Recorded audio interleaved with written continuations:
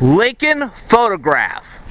Abraham Lincoln had just won an acquittal for his client William Duff Armstrong in what is now known as the celebrated Almanac trial of May 7, 1858.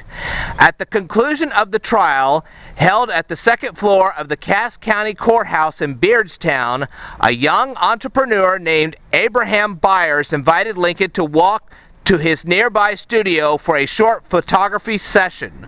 No doubt Lincoln was tired and perhaps looked forward to supper and then retiring to his room at the Dunbar house. According to some accounts, Lincoln initially declined Byers' invitation, insisting his suit was too rumpled and that he would make a poor subject. In the end, Byers convinced him to pose.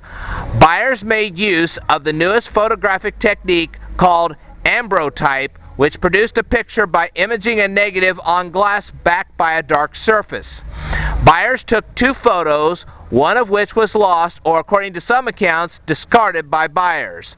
The other shows an obvious tired Lincoln attired in a white linen suit, seated with his right arm resting on the arm of a chair.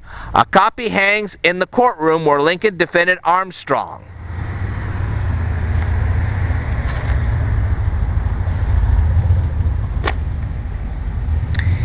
Abraham Byers' famous May 7, 1858 photograph of Abraham Lincoln is a 7 by 9 inch ambrotype mounted in an ornate brass frame.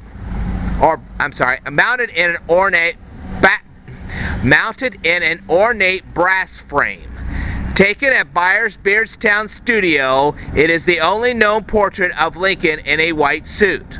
Also, it is generally believed to be one of 10 photographs taken of Lincoln during 1858. Owned by the University of Nebraska, the photo is usually kept in a vault, though it was displayed at the National Portrait Gallery in Washington, D.C. during the bicentennial celebration of 1976.